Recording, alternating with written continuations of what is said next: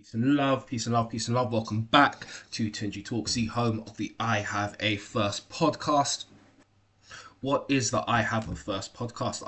The I Have a First podcast is where I have a drink, I review it, and chop it up with all of you, the Tunji Talkers. Feel free to leave a drink recommendation below. I've got another thought-provoking episode for you. So you will notice we now have a merch store. Leave a link down below in the description. That's where you can get your Jollof King t-shirts. Also got Peace and Love t-shirts, some really great t-shirts on there. When you buy a Jollof King t-shirt, or when you buy a Peace and Love t-shirt, what you're saying to the world is that, yes, I'm a proud Tunji talker. You're someone who champions curiosity. You're someone who enjoys being part of a global community, because that's what we are, Tunji talkers. We are a global community for sure. And when you wear one of our products, that is what you're saying to the world. So get your merch today by clicking the Etsy link down below in the description. So today I've got a kombucha. And if you don't know, a kombucha is it's fermented tea. And here I've got ginger and lemon. Ginger and lemon. Right, so while there we go.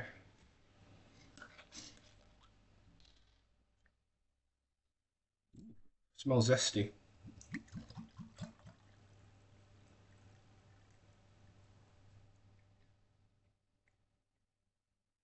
And there we go. Right. If you haven't got a drink yet, pause the video now. Welcome back. Anyway, so cheers.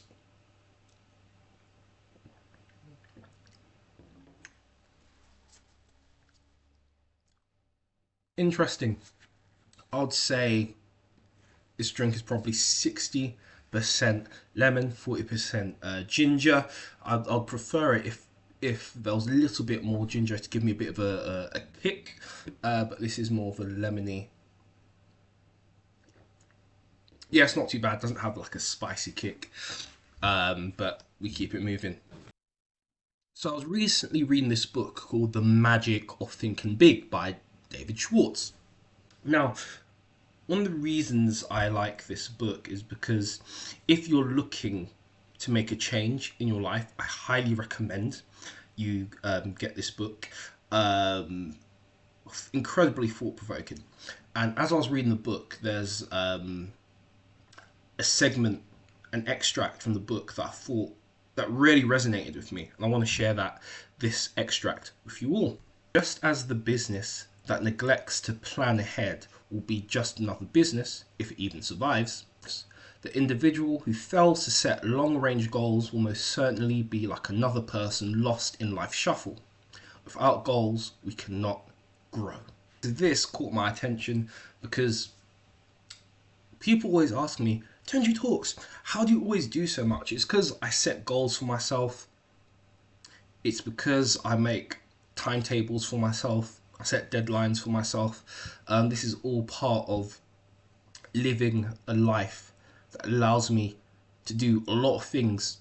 Additionally, goals are so important because it always gives you something to work towards. It always gives you something to strive towards. And I find that once you set goals, even if you don't reach the end goal, that then gives you some motivation to go back to the drawing board.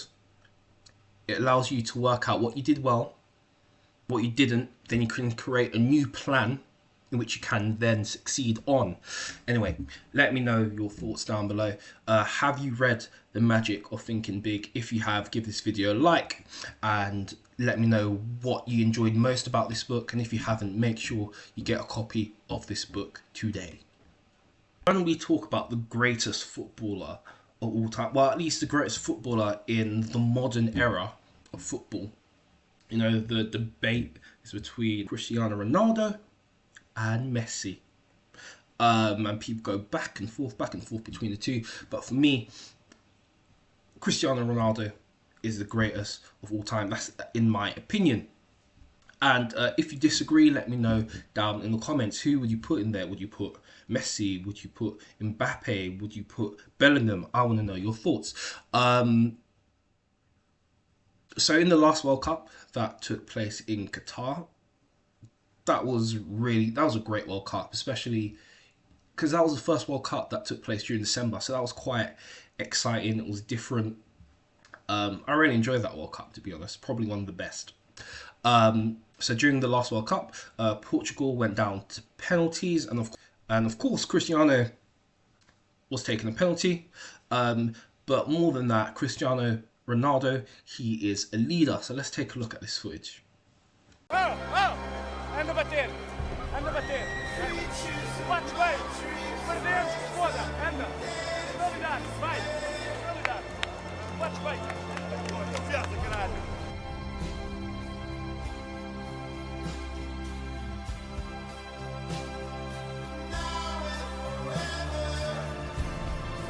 As we saw from the footage, Cristiano Ronaldo's teammate was trying to hide.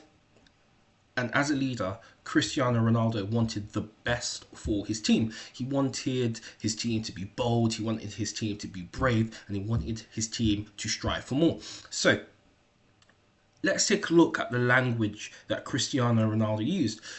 So he said, and I quote, "If we lose, so be it." By him saying that, he's taking pressure off his teammate, but what he's really trying to say is, it doesn't matter what other people think right now. You are good enough. You just have to believe you're good enough. Take the penalty.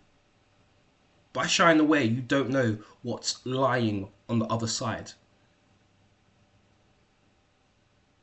On the other side, there could be glory. On the other side, there could be misery. However, that's the beauty of life, when you're bold and when you're brave and when you take calculated risks. That is where you grow. So that's what Cristiano Ronaldo was really trying to say. That's what Cristiano Ronaldo was really trying to say to his teammate. Be bold, be brave, and you don't know what's on the other side. There's growth. Regardless, glory or misery, there's growth because you learn something. But by shying away, you don't learn anything. You don't grow. That's what Ronaldo was trying to say. Furthermore, he said, show some personality. So he didn't want his colleague wallowing in a negative place, because when people say, oh, show some personality, what are the connotations that come to mind when we hear personality? So we think about being cheerful, being bright, being ambitious, and being bubbly.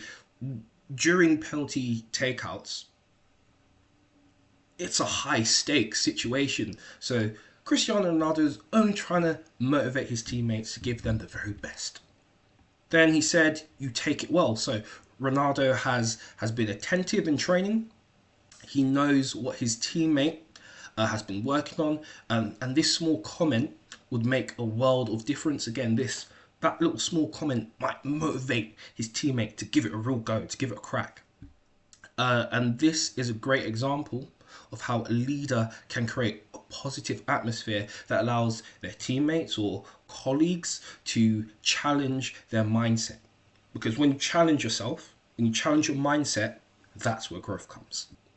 My question to you is the following. Do you have a positive role model, stroke leadership figure in your life who pushes you to be better? If not, what steps can you take to find someone to push you?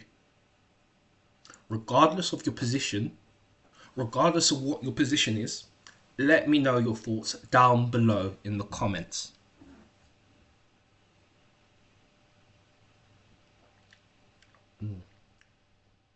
That's good. It's really like a lemonade, to be honest.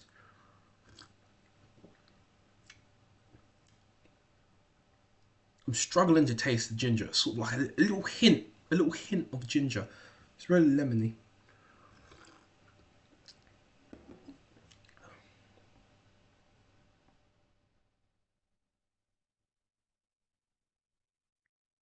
So, be mindful of the company you keep. I want you to think about the people who are in your immediate circle. Do they motivate you and drive you to do better? Or do they drag you down? Let's take a look.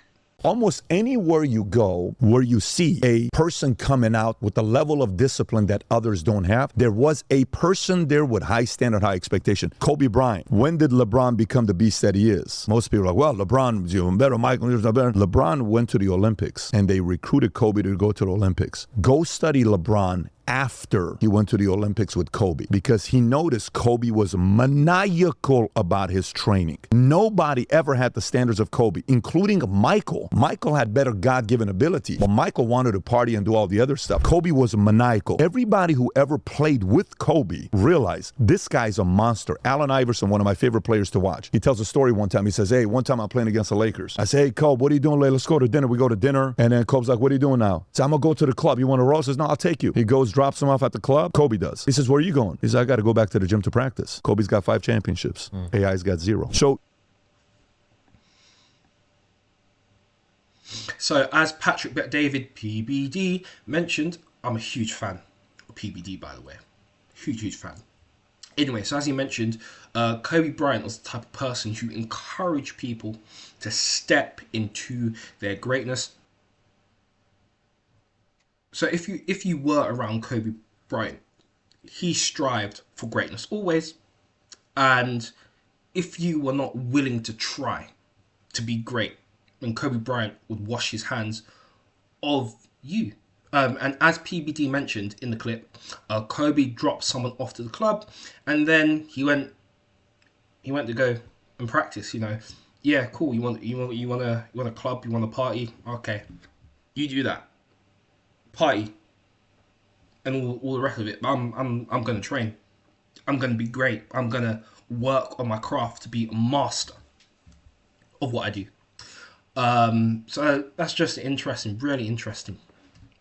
Let's talk about instant gratification. So due to the speed of technology, many of us have become accustomed to instant gratification. So don't get me wrong, convenience is nice, but at what cost? If you study people who are at the pinnacle of anything, you recognize that to get there, motivation was maybe 1% of the formula. Maybe. If you want to become a world-class bodybuilder, what that takes is you have to train twice a day, 6 days a week. You have to have 8 meals a day. Your meals are pre-planned and pre-cooked. You don't eat according to taste, you eat according to function. Then you'd have to train for a minimum of 10 years before you could get on a stage and compete at an average level with an average global bodybuilder. Average. You thought motivation was the formula. Winners don't need motivation. Winners need discipline. Discipline's about getting it done because it needs to get done, not because I feel like it, not because I'm motivated for it. In the video, Vusi mentioned that the cost of instant gratification is a lack of discipline and a lack of appreciation. So when you work hard for something, there are trials and there are tribulations, and this often gives one a new perspective, and this gives one experience and wisdom. I believe it's also best to strike a balance between the instant gratification and also working hard for something. But let me know your thoughts down below in the comments. Eden Hazard, he used to play for Chelsea and Real Madrid. He's arguably one of the greatest footballers to have ever played the game. And his career was cut short due to injury. Now, on a podcast, John Obi Mikel, he used to play for Nigeria and Chelsea, a former teammate, talks about Eden Hazard's mentality when it came to training. The game. Eden Hazard. Eden, for me, what a fantastic footballer. And I've said this time and time. I had a phone call with him the other day. He picked up the phone. He's like, you talking shit about me. Yeah, because I was going to go there. That's where I was leading. Yeah. You were dissing him about his training. What did you say? He picked up the phone. First of all, I called him. He didn't answer. And then the next day I called him. And then he picked up the phone. He's like, you, you talking so much shit about me.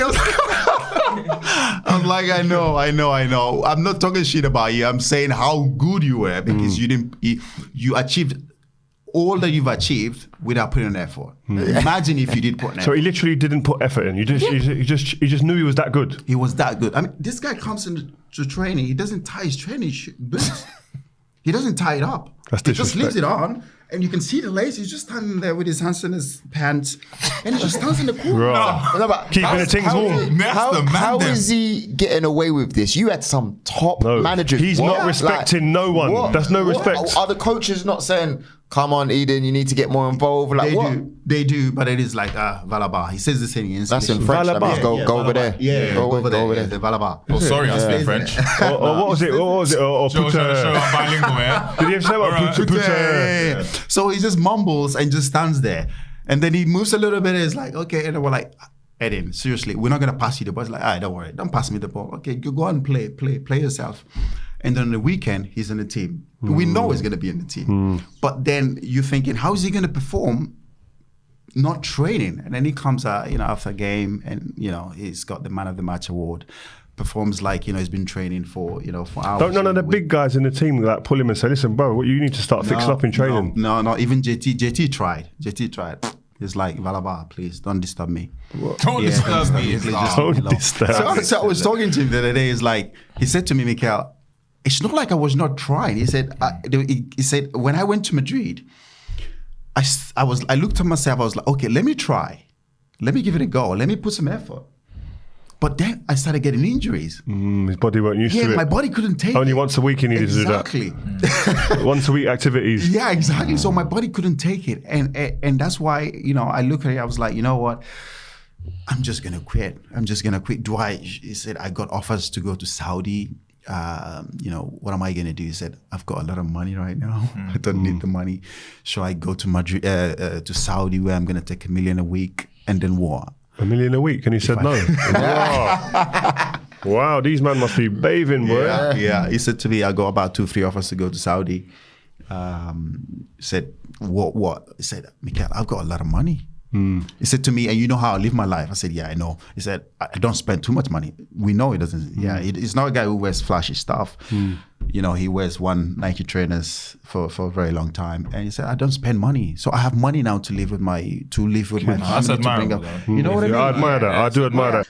So, as we heard from the clip, Eden Hazard knew that he was an exceptional footballer. And he allowed this to get to his head, and people tried to help him, and he pushed them away. And after years of not pushing himself in training, when he finally decided to say, oh, you know what? I've got an opportunity here. I want to take it seriously. I want to go all in. His body could not handle it, and he suffered a number of injuries. Anyway, so I used to play rugby back in the day, and Lewis Moody was the captain of England. And I remember reading this interview, really fascinating interview, and he did it with the Sunday Times. And in the interview, he stated, and I quote, I train how I play. So what does that mean? So essentially, when Lewis Moody trained, he was training at a match intensity. Why? So his mind and body were at peak condition. So Moody stayed ready. He didn't need to get ready, and Hazard could have used some of this in his mentality. So I don't want to be too hard on Eden Hazard, but at least when he got to Real Madrid, he decided to try. Also, it's refreshing to hear about a footballer who is frugal with their money, because when we think about footballers, we think about individuals who like to splash the cash and whatnot, and you usually hear about this in the States for basketballers and NFL players who, after like 5 years after they retire, they're sort of like broke. And the last couple of years, especially for English footballers who have played in the Premier League, I'm starting to hear more stories of footballers who are becoming broke after they retire as well. So it's interesting to hear about this mentality shift. And if you're a young footballer out there, be wise with your money. Be wise with your money. Anyway, so my question to you is the following. Would you have taken the deal for £1 million a week? Let me know your thoughts down below in the comments. The following. Don't rest on your laurels. You have to continuously work, develop, and improve. Because if you don't, you're just dead in the water. Just stuck. Make no progress. Let me know your thoughts in the comments.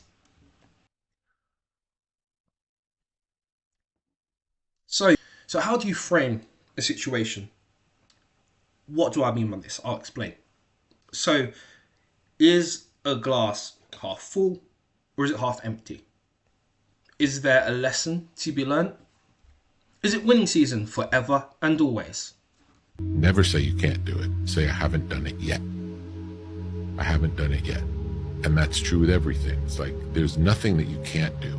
You may not have done it yet. We don't know if you can do it or not until you really practice. And then you find out if you can do it or not, or how well you can do it. So framing, it's so important. The most successful people frame things in a way that stokes the fires of their curiosity. So we all have the ability to apply this to our lives, and you just need to flip the mental switch in your mind. So how's your drink? Let me know what you're drinking down in the comments. So plans are nothing, but planning is everything. So in order to create the future you want, you need to be specific. So the future you desire requires some sacrifice. So what do I mean by this? You need to take some time out to be with your thoughts and to come up with a concrete plan. So many successful do this. It focuses and it sharpens their minds. So I can think of two people. So for instance, Tyler Perry. I know that when he has an idea for a TV show, he has like a house in the woods, and he goes there and just isolates himself and he writes for like 2 weeks. Then bang, he's got a new TV show done and written. Also, Tariq Nasheed, who made the Hidden Colors movies, and recently did a new documentary on the history of hip hop. He mentioned that when he wrote his first book, he took time out. Like, he used to party and club and whatnot. And he said when he was writing his book, people would call him and say, "Oh, where are you? Why aren't you at the club?" I was like, "Yo, I can't. I'm working on this project." So it takes sacrifice. It takes sacrifice to be successful. And that means taking time out from time to time. So the wife and I meet every year in December at a location away from home to discuss our goals for the year to come. See, we're both very highly driven individuals, but before we began doing this, we weren't always on the same page and our direction wasn't well defined. We started having annual strategic meetings, and it has allowed us to lay the groundwork for the life we want to build together. These meetings not only bring clarity to our intentions for the future, but it also empowers us as individuals and as a couple to execute our goals. Entrepreneurs with business plans are 260% more likely to launch. Companies with annual business plans increase their chance of growth by 30%, and for us, it has been the key to success in many areas of our lives. During these meetings, we discuss our finances, our travel, family goals, professional goals, and personal goals. It changed the game for us, and I know it can for you and yours. I like how Dwight Eisenhower put it. He said, "Plans are nothing, but planning is everything." So as we saw, the couple in this video take time out to plan together by planning crucial moments with your significant other. You have someone who not only motivates you, but also holds you to account. So some may find planning restrictive. However, planning allows for clarity and efficiency because it removes the procrastination from your life. The whole, oh, should I, shouldn't I, shouldn't I, where it's set in stone. On this day, I'm doing X. There's no debate there. You've already planned for it. So I'm sure we briefly talked about this, but I'm sure you've heard stories of athletes who retire and end up broke and unhappy. Why?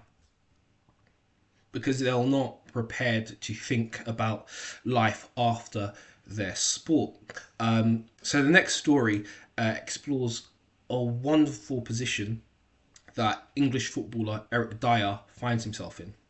Eric Dyer is a tech CEO. If you look on his Instagram bio, it doesn't say player for Tottenham, player for England. It says CEO of Spotless. Spotless is a great app which shows you recommendations of restaurants or spots for you and your friends to visit in any country. Since its creation in 2020, tens of thousands of downloads, thousands of spots for you to explore. It's amazing to see Eric already thinking about life after football. What's crazy was the initial growth. Eric, his brother Patrick, and longtime friend and co-founder Zoe raised over £500,000 on Crowdcube to fuel its growth. He also has investment from some of his friends. Dele Alli, Jan Vertonghen, Joe Gomez, Christian Eriksen, they're all involved too. It remains to be seen where Spotless goes from here. I, for one, love the entrepreneurial spirit. Shout out to Eric and his team. Download Spotless today. And for more amazing stories like this, subscribe to the newsletter. So it's exciting to see an athlete who is still actively playing, develop a business outside of their sport. So I want to know, have you used Spotless? Should more athletes think outside the box? And who is your favourite footballer? Could be presently or of the past. Let me know, who's your favourite footballer? AFCON, so let's talk about AFCON, yeah? So the most recent AFCON, when I say AFCON, I mean African Cup of Nations. The most recent edition of AFCON, it was really good. It was a phenomenal success, and the tournament was exciting, and the coverage and analysis was on point, and Africa was portrayed in a positive light. And I want more major sporting events held in Africa. As I said, the coverage from Western media outlets was great, but this has not always been the case. So this is a clip from 2 years ago, and Darren Bent is talking, and Darren Bent is a former footballer. I think so. I mean, listen, first and foremost, if ever there was a tournament that gets so much disrespect as the African Cup of Nations, and I think it's disgusting, because you hear when some of the certainly the press over in this country asking the African players, what are you going to do? Are you going to go and represent your country, or are you going to stay here and play for your club, whether it be Liverpool? What kind of question is that? Because we wouldn't be asking the English players the same thing, do you know what I mean, if it was different circumstances. Why do you think that question is asked? Because they show a complete lack of respect for that tournament. Like, even if you watch the coverage, if you watch any other the last African Cup of Nations was embarrassing. Like, pretty much the programme would start and they'd go straight into the game. There'd be no kind of analysis before the game about what players to watch for. It's totally disrespected, and even asking the players that kind of question, I think it's wrong. So I think there should be a break. The only problem is with the break is that if you've got the African Cup of Nations, and then what happens at the end of the season is there going to be an international tournament at the end of that season? Where do you fit the games in? That's going to be the problem. But that's how you stop this problem happening. The likes of Mohamed Salah not going in Bremo for Brentford, Cornet, and etc. Jordan Ayew, these players are leaving, is that you put a little break in the calendar. But the fact that they just continue it again shows it, because we wouldn't do that with the Euro. No. The World Cup, there was no way the World Cup was going to continue. And do you know what I mean? I know it's the World Cup, but I just think that it's so disrespected, that tournament. That's why people ask the question. Yes, so I fully agree with Darren Bent here, because in the past, so even though this most recent AFCON has been good, I hope that going forwards, continue to portray AFCON in the way it deserves to be treated, because in the past, the brazen disrespect has been stunning. Going straight into a match without showing any analysis whatsoever. This shows that, that Western broadcasters can't be bothered to hire footballing pundits to share their thoughts, and that analysis at the beginning, it builds up hype and it gets people excited to watch the match. Not only that, but when an AFCON comes up, the journalists, when they're interviewing footballers, they always come up with this question: will you stay at your club, or will you go and play for your country? What a nonsense. It's a ridiculous question, because playing for one's country and being a representative of the people of your country is an honour and a privilege of a lifetime. Going forwards, we cannot allow the good work of this most recent AFCON, we cannot allow it to deteriorate, and if it does, we need to hold people to account. That is a wrap for another episode of the I Have a First podcast. Let me know down in the comments, what was your favourite moment from today? Let me know. I look forward to reading your comments down below. And don't forget to like, share and subscribe. And remember, family, it is winning season forever and always. Get your Tunji Talks merch by clicking the Etsy link down below in the comments. I'll see you soon. Bye-bye. Take care.